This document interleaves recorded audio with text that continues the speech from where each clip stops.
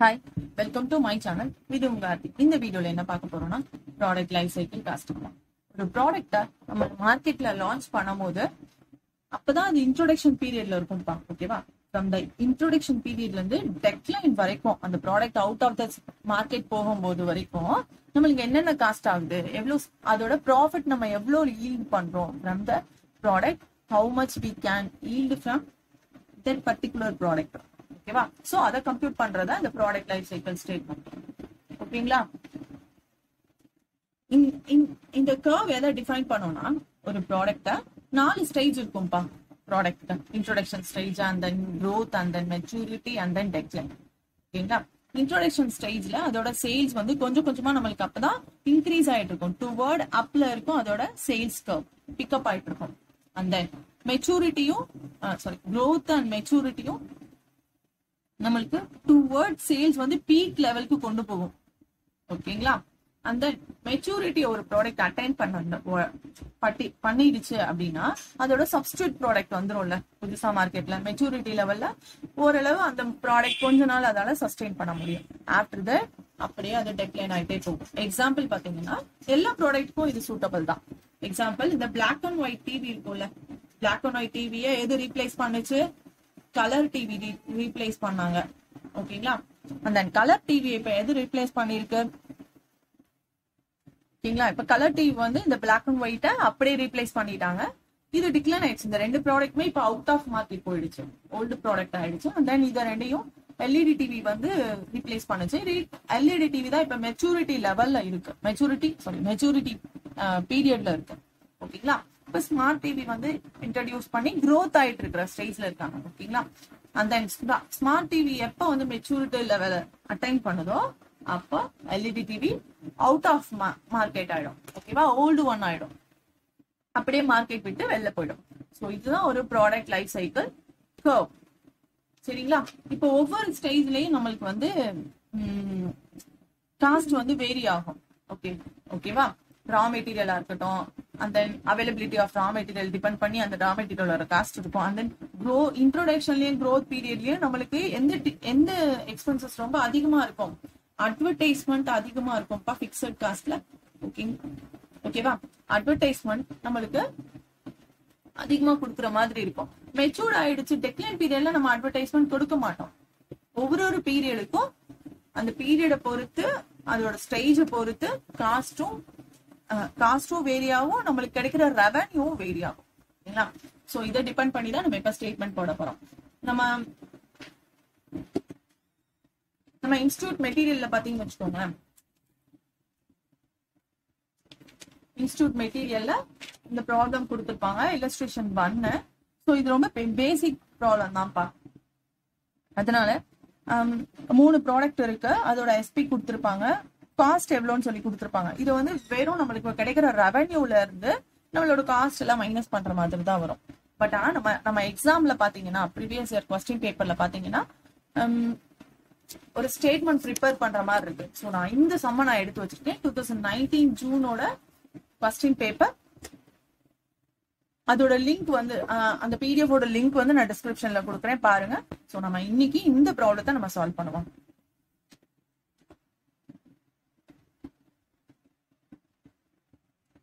சம்ம வந்து நம்ம ரீட் பண்ணலாம். ஜீனித் லிமிடெட் மேனுஃபேக்சரிங் டேப்லெட் பேட்டரிஸ் வந்து அவங்க மேனுஃபேக்சரிங் பண்றாங்க. அதோட ப்ராடக்ட் லைஃப் சைக்கிளோட காஸ்ட் கீழே கொடுத்துருக்காங்க. The company is preparing product life cycle budget for a new product of battery. பேட்டரிக்கு அவங்க புதுசா பட்ஜெட் பண்ணணும்னு நினைக்கிறாங்க. ஓகேங்களா? அதோட எஸ்டிமேஷன் ஆஃப் காஸ்டிங்ஸ் தான் கீழே கொடுத்துருக்காங்க. அந்த life cycle unit manufacturing and sold units எவ்வளோப்பா?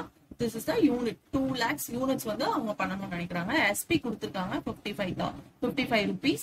அந்த லைஃப் சைக்கிள் காஸ்ட்ல R&D எக்ஸ்பென்சஸ் இருக்கு, மேனுஃபேக்சரிங் எக்ஸ்பென்சஸ், வேரியபிள் காஸ்ட். மேனுஃபேக்சரிங் எக்ஸ்பென்சஸ்ல வேரியபிள் காஸ்ட் கொடுத்துருக்காங்க. ஒரு பேட்சுக்கு 300 rupees ஆகும். ஓகேங்களா? அப்போ ஒரு பேட்சுக்கு 300 rupees. ஒரு பேட்சுக்கு எவ்வளவு பேட்டரி அவங்க ப்ரொடியூஸ் பண்றாங்க? 250 பேட்டரிஸ் அவங்க ப்ரொடியூஸ் பண்றாங்க. அண்ட் தென் பிக்சட் காஸ்டும் கொடுத்துருக்காங்க. மார்க்கெட்டிங் எக்ஸ்பென்சஸ் ஸோ தனித்தனியா நம்மளுக்கு கொடுத்துருக்காங்க. பாத்தீங்களா? லைஃப் சைக்கிள் காஸ்ட்ல ஃபர்ஸ்ட் R&D எக்ஸ்பென்சஸ், ஒரு ப்ராடக்டோட இன்ட்ரோடக்ஷன் ஸ்டேஜ்ல நம்மளுக்கு வரதான் R&D எக்ஸ்பென்சஸ். அந்த R&D எக்ஸ்பென்சஸ்ல இருந்து அவங்க கொடுத்துருக்காங்க. Manufacturing expenses and then marketing expenses, distribution, sales and டிஸ்ட்ரிபியூஷன்ல நம்மளுக்கு எவ்வளவு வேரியபிள் காஸ்ட், ஒரு பேட்சுக்கு எவ்வளவு ஆகுது, ஒரு பேட்சுக்கு எவ்வளவு பேட்டரி கொடுக்குறாங்க, 100 பேட்டரிஸ். ஓகேவா? பெர் பேட்ச்க்கு வேரியபிள் காஸ்ட் 140 ஆகுது.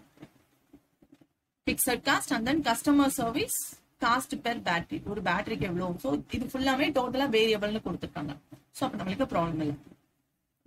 அண்ட் தென் இப்போ கம்ப்யூட்டேஷன்ல ஃபர்ஸ்ட் ஒன் வந்து ரோமன் லெட்டர் 1 வந்து கால்குலேட் த budgeted life cycle operating income. ஒரு ஆப்ரேட்டிங் இன்கம் நம்மள கம்ப்யூட் பண்ண சொல்லியிருக்காங்க. இப்போ ஆல்ரெடி கொடுத்துருக்கிற இந்த இன்ஃபர்மேஷன் வச்சு நம்மளுக்கு பண்ணலாம்.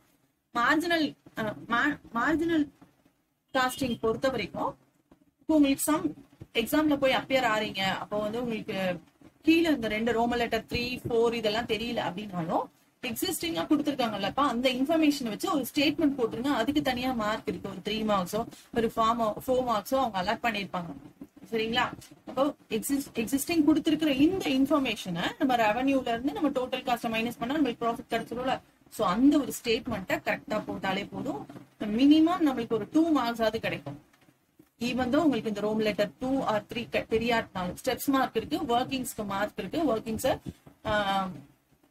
மிஸ் பண்ணிடாதீங்க. ஒர்க்கிங்ஸை வந்து தனியா ஒர்க் நோட்டை தனித்தனியா போடுங்க.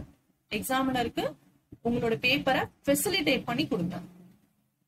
ஓகேவா? இப்ப திரும்ப சப்ஸ்கிரைப் பண்ணலாம். அண்ட் தென் ரோமன் லெட்டர் 2 பாத்தீங்கன்னா what percentage of the budgeted total product life cycle cost will be incurred by the end of the R&D and design stage. இந்த ஸ்டேஜ்ல அதோட budgeted total life cycle costல எவ்வளவு இருக்கு, எவ்வளவு percentage அப்படின்னு சொல்லி கேட்டிருக்காங்க. சரிங்களா? சோ இதுல வந்து பர்சன்டேஜ் கம்ப்யூட் பண்ண போறோம். அண்ட் தென் தேர்ட் பாத்தீங்கன்னா மார்க்கெட் ரிசர்ச் டிபார்ட்மெண்ட், அந்த டிபார்ட்மெண்ட் ஒரு ப்ரொபோசல் வைக்கிறாங்க.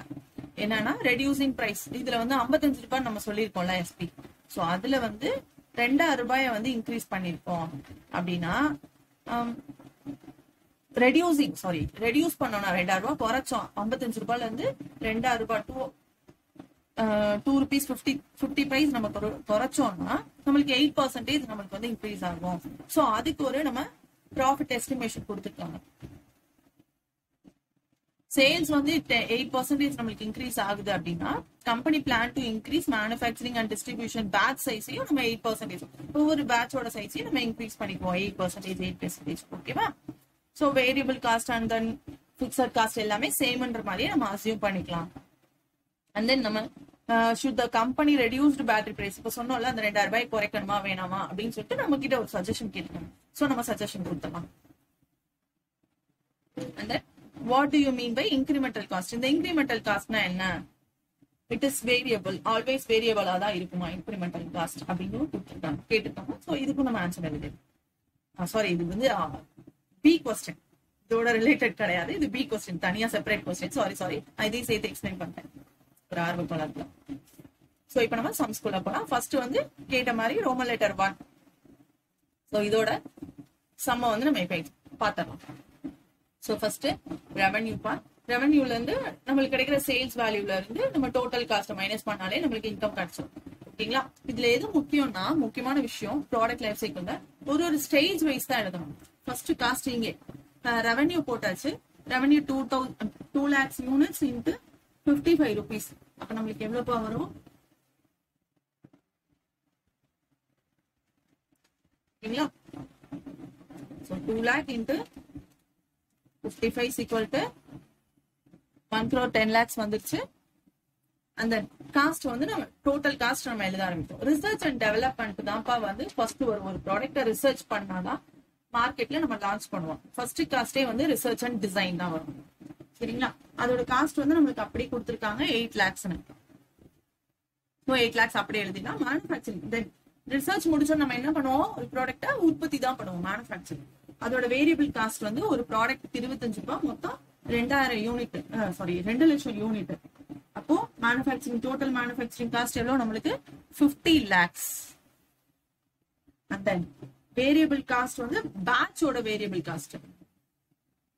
Variable cost as per batch wise. Batch ஒரு பேட்ச்க்கா எவ்வளவு மேனுஃபேக்சரிங் காஸ்ட் ஆயிருக்கு? சோ ஒரு பேட்ச்க்கு வந்து 300 rupees ஆயிருக்கு. ஒரு பேட்ச்க்கு நம்மளுக்கு எவ்வளவு பேட்டரி 250 பேட்டரிஸ். அப்போ 2000 units divided by 250, ஒரு பேட்ச்க்கு 250 batteries and then 300 rupees. So multiply பண்ணணும். ஆன்சர் நம்மளுக்கு எவ்வளவு வரும்? 2,40,000 வரும். Then manufacturing ஓட நம்மளோட fixed cost. Fixed cost எவ்வளோ? 12 lakhs அப்படியே கொடுத்திருக்காங்க. 12 lakhs எழுதிக்கிட்டோம். Then இப்போ நம்ம manufacturing cost முடிச்சிட்டோம். அதே மாதிரி marketing cost. Marketing cost ல பாத்தீங்கன்னா variable cost. Variable cost நமக்கு எவ்வளோ? 3000 ரூபாய். எவ்வளவு யூனிட்க்கு? 2 lakh யூனிட்ஸ்க்கு ஒரு யூனிட்க்கு 3000 ரூபாய் ஆயிருக்கு. 3 rupees 550 paise ஆயிருக்கு. அப்போ 7 lakhs. And then fixed cost. Fixed cost எவ்வளோ? 8 lakhs. அது அப்படியே கொடுத்திருக்காங்க. Then distribution cost. Batch wise. ஒரு பேட்ச்க்கு batch wise distribution cost ஆயிருக்கு. ஒரு பேட்ச்க்கு 100 பேட்டரி. அப்போ 2 lakhs பேட்ச் டோட்டலா நம்மளுக்கு ஒரு பேட்ச்க்கு 100 and then எவ்வளவு ஒரு பேட்சோட காஸ்ட் 140. நம்மளுக்கு எவ்வளவு ரேட் ஆகும்? 2,80,000. Okay. and then fixed cost.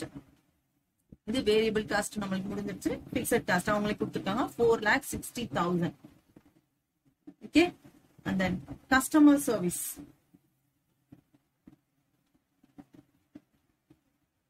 ஒரு பேட்டரிக்கு எவ்வளவுப்பா?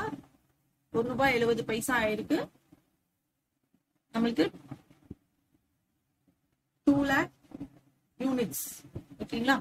அப்போ 3,40,000. இப்ப டோட்டல் காஸ்ட் நம்ம ஆட் பண்ண போறோம். டோட்டல் காஸ்ட் நம்ம ஃபைண்ட் பண்ணிட்டு and then ஆப்பரேட்டிங் இன்கம் தான் நம்மள கம்ப்யூட் பண்ண சொல்லிருக்காங்க. and then இப்போ ஆப்பரேட்டிங் இன்கம் நம்ம கம்ப்யூட் பண்ண போறோம். இப்ப எல்லா காஸ்டையும் நம்ம ஆட் பண்ணி அவுட்டர் காலம்ல போடலாம். மொத்தம் எவ்வளவுனா 98,20,000. சோ இதோட ஆப்பரேட்டிங் இன்கம் நம்மளுக்கு எவ்வளவு? ஆப்பரேட்டிங் இன்கம் எவ்வளவுப்பா? 1 crore 10 lakhs minus 98,20,000 மைனஸ் பண்ணா நம்மளுக்கு 11,80,000 நம்மளுக்கு ஆப்பரேட்டிங் இன்கமா கிடைச்சிருச்சு. ஃபர்ஸ்ட் ஸ்டேட்மெண்ட் நம்ம ப்ரிப்பேர் பண்ணியாச்சு. ஓகே. இப்போ ரோமன் லெட்டர் 1 முடிச்சிட்டோம். அவங்க கொடுத்திருக்கிற இதுல ஒண்ணுமே இல்ல. அவங்க கொடுத்திருக்கிற ஸ்டேட்மெண்ட்டை இன்ஃபர்மேஷனை அப்படியே நம்ம போட்டுட்டோம். அந்த நெக்ஸ்ட் தான் நம்மளோட அட்ஜஸ்ட்மெண்ட்ஸை வச்சு நம்ம பண்ணவே போறோம்.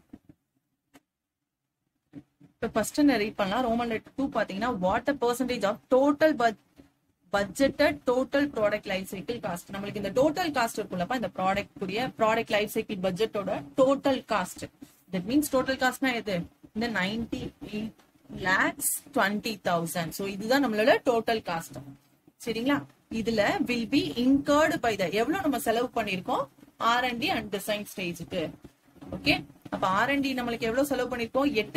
8 லட்சம் செலவு பண்ணிருக்கோம். அப்ப இந்த 8 லட்சம் இந்த 98 லட்சத்துல எவ்வளவு பெர்சன்டேஜ் கேட்டிருக்காங்க. That's it. பெருசா ஒண்ணுமே கிடையாது. இப்போ 8 lakhs divided by 98,20 into 100 is equal to நம்மளுக்கு 8,98,20 போட்டோம்னா எவ்வளவு பெர்சன்டேஜ் வருது? 8.14% வருது. சோ இதுதான் இந்த ரோமன் லெட்டர் 2ல கேட்டிருக்காங்க. எவ்வளவு பெர்சன்டேஜ்? அப்ப R&D வந்து எவ்வளவு பெர்சன்டேஜ் டோட்டல் காஸ்ட்ல கன்சியூம் பண்ணிருக்கேன், இன்கர் பண்ணிருக்கேன்? 8.14%. தென் இப்ப தேர்ட் ஒன் பாத்துடலாம்ப்பா. தேர்ட் ரோமன் லெட்டர் பாத்தீங்கன்னா மார்க்கெட் ரிசர்ச், அதாவது மார்க்கெட்டிங் டிபார்ட்மெண்டோட ஒரு ப்ரொபோசல். அதுல ரெடியூசிங் நம்மளுக்கு ஒரு ப்ராடக்டோட காஸ்ட் வந்து 2,000 ரூபாய் கம்மி பண்ண சொன்னாங்க. தென் சேல்ஸ் யூனிட் வந்து நம்மளுக்கு 8 ரூபாய் இன்க்ரீஸ் பண்ணணும். பேட்ச் சைஸ்ல 8% 8 ரூபாய்ல 8% இன்க்ரீஸ் பண்ணணும். பேட்ச் சைஸே நம்ம 8% இன்க்ரீஸ் பண்ண போறோம். அண்ட் தென் பிக்சட் காஸ்ட்லயும் வேரியபிள் காஸ்ட்லயும் நம்மளுக்கு எந்த ஒரு பிரச்சனையும் கிடையாது. சரிங்களா? இப்போ நம்ம ஸ்டேட்மெண்ட் ப்ரிப்பேர் பண்ணலாம். அதோட ரிவைஸ்ட் ஸ்டேட்மெண்ட் நம்ம ப்ரிப்பேர் பண்ண ஸ்டார்ட் பண்ணியாச்சு. ரெவென்யூ மொத்த யூனிட் எவ்வளவுப்பா? 2 lakhs யூனிட்ஸ்ல நம்மளுக்கு எவ்வளவு இன்க்ரீஸ் ஆகுது 8%. அண்ட் தென் அதோட எஸ்பில வந்து 55 rupeesல இருந்து 2000 ரூபாய் நம்ம கம்மி பண்றோம். அப்போ கம்மி பண்ணோம்னா நம்மளுக்கு எவ்வளவு வருது 1,13,40,000. ஓகேங்களா? அந்த டோட்டல் காஸ்ட் நம்ம இப்ப கம்ப்யூட் பண்ணுவோம். From the research and design ஸ்டேஜ்ல இருந்து நம்ம கம்ப்யூட் பண்ணலாம். R&D ஸ்டேஜ்ல நம்மளுக்கு எவ்வளவு, அதுல எந்த சேஞ்சஸும் கிடையாது. ஏன்னா ரிசர்ச் அண்ட் டிசைன் வந்து நம்மளுக்கு ஒரு பிக்ஸட் காஸ்ட் தானே. சோ அதை ஸ்ட்ரைட்டா போட்டோம். மேனுஃபேக்சரிங் காஸ்ட், அதுல நம்மளுக்கு எவ்வளவுப்பா வேரியபிள் காஸ்ட் இருக்கு. வேரியபிள் காஸ்ட் வந்து ஒரு பெர் பேட்டரிக்கு 25 ரூபாய் சொல்லியிருந்தாங்க. 25 ரூபாய் எவ்வளவுப்பா யூனிட்ஸ் இப்ப நம்மளுக்கு 2,16,000 யூனிட்ஸ். அப்போ நம்மளுக்கு எவ்வளவுப்பா காஸ்ட் வரும் 54 லட்சம் வருது. வேரியபிள் காஸ்டோட பேட்ச் காஸ்ட் நெக்ஸ்ட் வந்து நம்ம கம்ப்யூட் பண்ண போறோம். ஒரு பேட்ச், ஒரு பேட்சோட சைஸ்ல நம்மளுக்கு 8% இன்க்ரீஸ் பண்ண சொல்லிருக்காங்க. ப்ரீவியஸா பார்த்தோம்னா நம்மளுக்கு 250 இருந்திருக்கு. சோ பிளஸ் 8% நம்ம இன்க்ரீஸ் பண்றோம், 270 ஆயிடும். ஓகே, சோ நம்மளுக்கு மொத்தம் எவ்வளவு யூனிட்ஸ் 2,16,000 யூனிட்ஸ் இருக்கு. ஒரு பேட்சோட சைஸ் 270 இன்ட்டு ஒரு பேட்சோட காஸ்ட் வேரியபிள் காஸ்ட் எவ்வளவு 300 ரூபாய். இப்ப நம்மளுக்கு 2,40,000 அதோட காஸ்ட் ஆகுது. அண்ட் தென் பிக்சட் காஸ்ட் இப்ப கம்ப்யூட் பண்ண போறோம். பிக்சட் காஸ்ட் பாத்தீங்கன்னா அப்படியே அதுல எந்த சேஞ்சஸும் இல்லைல்ல, 12 lakhs நம்ம அப்படியே போட்டுலாம். அண்ட் தென் இப்ப நம்மளுக்கு மார்க்கெட்டிங் காஸ்ட் வேரியபிள் காஸ்ட் நம்ம இப்ப கம்ப்யூட் பண்ண போறோம். வேரியபிள் காஸ்ட் மார்க்கெட்டிங்ல பாத்தீங்கன்னா ஒரு பேட்டரிக்கு 3,000 ரூபாய் இன்ட்டு 2,16,000 யூனிட்ஸ். இப்ப நம்மளுக்கு அவுட்டர் காலம்ல எவ்வளவு 7,56,000. தென் பிக்சட் காஸ்ட் பாத்தீங்கன்னா 8 lakhs இருக்கும். Okay, fixed cost 8 lakhs. and then distribution cost, next one அதோட batch variable cost. batch ஓட size 8% நம்மளுக்கு increase ஆயிருக்கு. 100 plus 8% equal to 108. இப்போ batch ஓட size நம்மளுக்கு 108 into எவ்வளவு ரேட் நம்மளுக்கு 140. and then total batch cost எவ்வளவு இருக்கு 2,80,000 ஆயிருக்கு நம்மளுக்கு. and then இதோட fixed cost நம்மளுக்கு எந்த சேஞ்சஸுமே கிடையாது, 4,60,000 அப்படியே போட்டுலாம். and then customer service per பேட்டரிக்கு தான் ரேட் கொடுத்துருக்காங்க. இது ஒரு வேரியபிள் காஸ்ட். அப்போ 2,16,000 யூனிட்ஸ்க்கு நம்மளுக்கு ஒரு யூனிட்க்கு ₹1.70. இதுல எந்த சேஞ்சஸுமே கிடையாது. சோ 3,67,200 நம்மளுக்கு டோட்டலா ஆயிடுது. இப்போ டோட்டல் காஸ்ட், இதோட டோட்டல் காஸ்ட் தான் நம்ம இப்போ கம்ப்யூட் பண்ண போறோம். அந்த டோட்டல் காஸ்ட்ல இருந்து ரெவன்யூவை மைனஸ் பண்ணோம்னா நம்மளுக்கு எவ்வளவு கிடைக்கும் 1,03,200 நம்மளுக்கு ஆகுது. இதுல நம்மளோட ஆப்ரேட்டிங் காஸ்ட், ஆப்ரேட்டிங் இன்கம் எப்பயும் போல revenue minus total cost minus பண்ணாலே ஆப்ரேட்டிங் இன்கம் நம்மளுக்கு கிடைச்சிடும். அப்ப 10,36,800. ஓகே, நம்மளுக்கு பிஃபோர் நம்மளுக்கு எவ்வளவு ப்ராஃபிட் கிடைச்சது, நம்மளோட லைஃப் சைக்கிள் காஸ்ட்ல எந்த ஒரு சேஞ்சஸும் பண்ணாம, பேட்ச் இன்க்ரீஸ் பண்ணாம, ரெவன்யூவை வந்து நம்ம எஸ்பியை வந்து ரெடியூஸ் பண்ணாம எவ்வளவு கிடைச்சது நம்மளுக்கு ப்ராஃபிட் 11,80,000 நம்மளுக்கு கிடைச்சது. ஓகேங்களா, பட் பிஃபோர் பாத்தீங்கன்னா 10,36,000 தான் கிடைக்குது. So we should not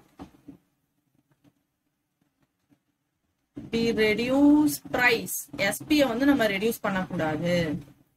marketing department உள்ள ப்ரொபோசலை நம்ம அக்செப்ட் பண்ணிக்க வேண்டாம்.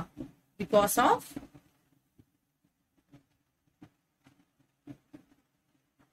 ஆப்ரேட்டிங் இன்கம் நம்மளுக்கு என்ன ஆயிடுச்சு, has been reduced. ரெடியூஸ் ஆயிடுச்சு. நம்மளுக்கு 11 லட்சம் கிடைச்சிட்டு இருந்தது, நம்மளுக்கு இப்ப 10 lakhs 10 lakhs தான் கிடைக்குது. சரிங்களா? அப்ப நம்ம இதை ரிஜெக்ட் பண்ணிடலாம். சோ இந்த சம் உங்களுக்கு புரியும்னு நினைக்கிறேன். இந்த மாடல்ல தான்ப்பா இதுக்கு ப்ரீவியஸாவும் நம்மளுக்கு கேட்டிருக்காங்க. இப்ப நம்மளுக்கு எம்டிபிலயும் இந்த சம் கொடுத்திருக்காங்க. அதுல ஒரு பிரச்சனை என்னன்னா நடுவுல கொஞ்சம் இன்ஃபர்மேஷன் மிஸ் ஆயிருக்கு. ஓகேவா?